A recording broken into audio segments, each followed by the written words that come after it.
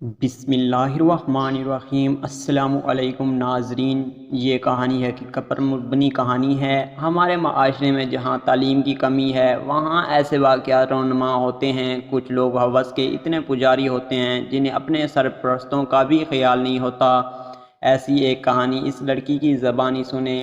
میرا نام سمینہ ہے اور میرا تعلق پنجاب کے ایک گاؤں سے ہے۔ میری فیملی میں میری بڑی بہن جس کی 2 سال پہلے شادی ہوئی تھی لیکن انہیں طلاق ہو گئی تھی۔ طلاق کی وجہ بھی میں آگے چل کر آپ کو بتاتی ہوں، اور وہ اپنے بیٹے کے ساتھ ہمارے گھر میں رہتی ہیں۔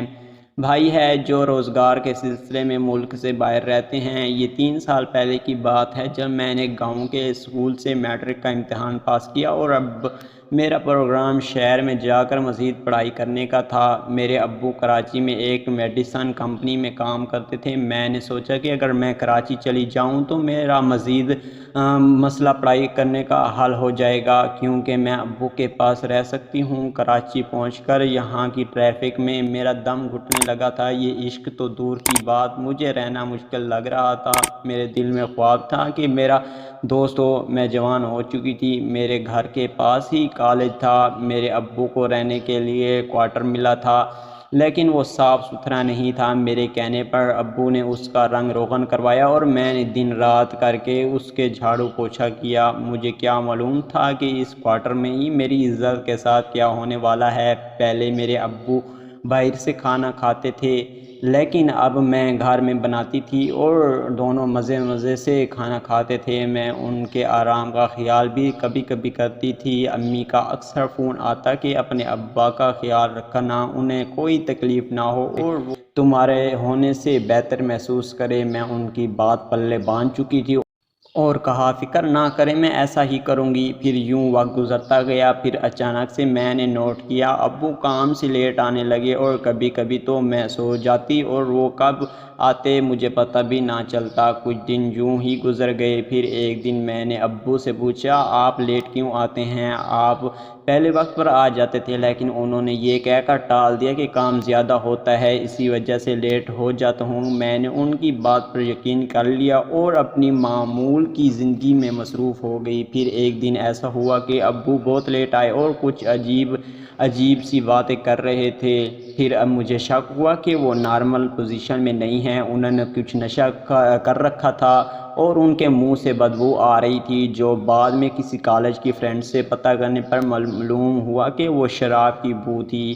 خیر میں وقت پر تو پریشان ہوئی تھی اور تعلیمی سلسلہ آگے بڑھتا چلا گیا اور میری امی سے اکثر بات ہوتی رہتی تھی۔ میں سادی تھی، شاید اسی لیے مجھے بار بار نئے طریقے سے تنقید کرتی تھی تاکہ میں کہیں کسی لڑکے سے دوستی کر کے غلط کاموں میں نہ پڑ جاؤں، اور وہ نہیں چاہتی تھی کہ میرے شوہر کے علاوہ کوئی دوسرا میرے جسم کو حاصل کرے۔ خیر میں ان کی بات تو غور سے سنتی تھی۔ ایک دن رات کو میں حسب معمول سوئی ہوئی تھی کہ ابو رات کو دیر سے آئے۔ مجھے کچھ اندازہ ہوا کہ وہ آ گئے ہیں اور میں سوئی رہی، دل نہیں کر رہا تھا کہ جاگنے کو، اور پھر مجھے محسوس ہوا کہ ابو میرے ساتھ ہی سو گئے ہیں۔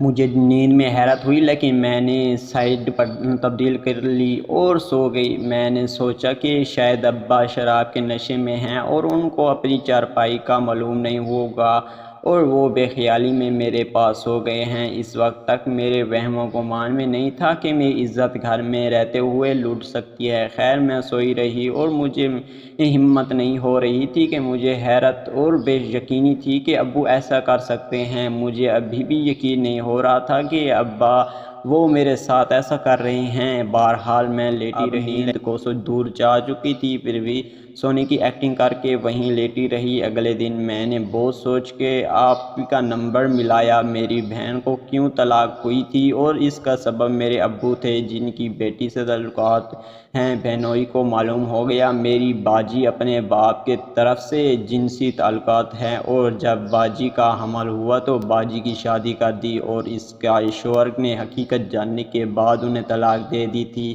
مجھے یہ سب کچھ باجی بتا رہی تھی اور میں حیرت کے سمندر میں گم تھی۔ باجی بولے جا رہی تھی اور میں خاموشی سے یہ باتیں سنی جا رہی تھی۔ باجی بتانے لگی کہ امی کی عمر زیادہ تھی اور ابا خوبصورت زیادہ تھے، اور شاید امی اسی لیے برداشت کرتی آ رہی تھی تاکہ کوئی دوسری ان کے گھر نہ آئے۔ ابو چھٹی پر گھر آتے تو امی کی بجائے باجی کے ساتھ رات گزارتے تھے۔ میں خاموشی کے ساتھ فون پر باجی کے ساری باتیں سن رہی تھی۔ وہ کہنے لگی، مجھے اندازہ تھا کہ ابا تمہارے ساتھ بھی وہیں کچھ کرے گا جو انہوں نے میرے ساتھ کیا ہے۔ اس رات میں ساتھ کیا ہوا، اور میں یہ سب سوچتے سوچتے سو گئی اور صبح کالج بھی نہ جا سکی۔ میں دیر سے جاگی تھی۔ ابا نے ناشتہ خود بنا لیا تھا اور کچن میں میرے لیے رکھ گئے تھے۔ میں نے بستر کی چادر کو دیکھا، اس پر خون کے داغ نمایاں طور پر نظر آ رہے تھے۔ شام کو رات 9:30 بجے ابو کے آنے کی وجہ سے میری آنکھ کھلی اور میں اٹھ کر بیٹھ گئی، اور ابو میرے پاس آ کر بیٹھ گئی اور مجھے مسلسل دیکھے جا رہے تھے، لیکن میں شرمندگی سے ان سے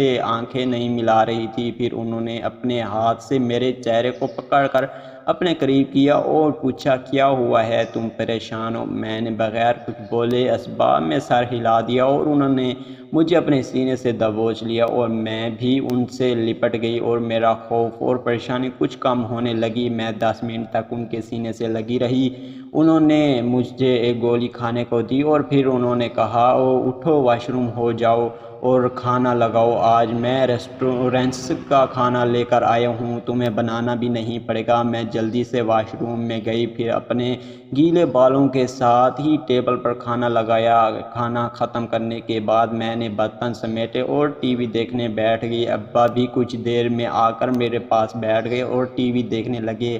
میں یوں ہی چینل چینج کر رہی تھی اور وہ مجھے بہت پیار سے دیکھ رہے تھے، اور میں جان بوجھ کر یہ ظاہر کر رہی تھی کہ جیسے مجھے کچھ پتہ ہی نہ ہو۔ آخر وہ بولے، بیٹا کیا سوچ رہی ہو؟ میں نے کہا، ابو کچھ نہیں سوچ رہی ہوں۔ یہ بات سننے کے بعد ابو نے کہا، میں سونے جا رہا ہوں اور تم بھی وقت پر سو جانا۔ میں کافی دیر تک ٹی وی دیکھتی رہی، لیکن بوریت ہو رہی تھی۔ پھر میں نے ٹی وی بند کر کے اپنے بیڈ پر لیٹ گئی۔ نیند کیسے آتی؟ دماغ میں وہ ساری باتیں گردش کر رہی تھی جو باجی نے ابو کے حوالے سے بتائی تھی۔ یہ سوچ کر میں حیران تھی کہ امی کا اتنا بڑا راز مجھے کیوں پتہ نہیں چلا، اور باجی کا ابو کے ساتھ جنسی تعلق اتنے عرصے سے ہے اور میں ایک ہی گھر میں رہتے ہوئے کیسے بے خبر تھی۔ اس وقت ابو واش روم گئے اور دروازے کی آواز سے میں ان سب خیالوں سے باہر آئی۔ باتھ روم میں سے باہر آنے کے بعد ابو نے مجھے آواز دیا، تم جاگ رہی ہو؟ میں نے ابو سے کہا، میں جاگ رہی ہوں، اور ابو میرے کمرے میں آئے اور میرے کمرے کی لائٹ آن کر کے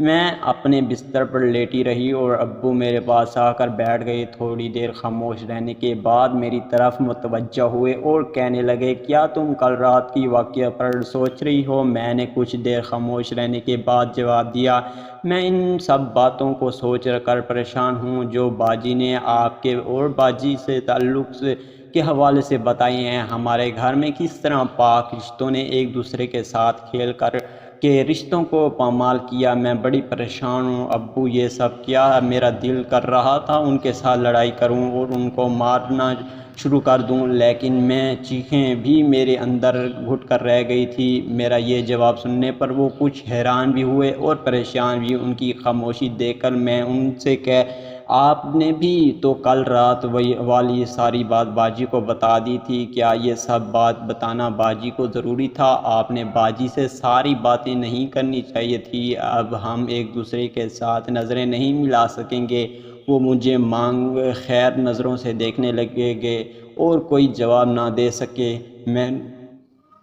میں نے دوبارہ کہا کہ لڑکی، خاص طور پر کنواری لڑکی سے زیادہ مزہ ملتا ہے تو آپ کسی کرائے کی عورت کے ساتھ بھی اپنے ہوس مٹا سکتے تھے۔ پھر میں نے ناراضگی میں اپنا منہ دوسری طرف کر لیا اور لیٹ گئی۔ مجھے غصہ آ رہا تھا اور وہ میرے ساتھ ہی سو گئے اور مجھے اپنے سینے پر چپکا دیا۔ آدھا گھنٹہ لیٹنے کے بعد وہ اٹھے اور واش روم چلے گئے، اور ان کے واپس آنے پر میں واش روم گئی اور خود کو صفا کر کے واپس آ گئے اور دیکھا وہ ابو میرے بیڈ پر میرا انتظار کر رہے تھے۔ میں واپس آ کر ان کے سینے پر سر رکھ کر سو گئے اور صبح 10 بجے میری آنکھ کھلی جب تک ابو اپنی ڈیوٹی پر جا چکے تھے۔ پھر یہ سلسلہ دوسری تیسری دن چلتا رہتا اور اپنے کام میں بھی ایکٹیو ہو گئے تھے اور اپنا خیال بھی رکھنے لگے، ڈیلی شیو کرنا اور بالوں کو ریگولر کلر کرنا جیسے ان کو نئی نویلی دلہن مل گئی ہو۔ بس اب شرم اتر چکی تھی اور ہمارا روز کا معمول بن چکا تھا۔ اب یہ تم مجھے برا نہیں لگتا؟ گھر میں پہلے دن سے ایکشن دکھاتی تو شاید میں آج بھی کنواری تھی، لیکن میں اپنی عزت کو تار کرنے سے نہ روک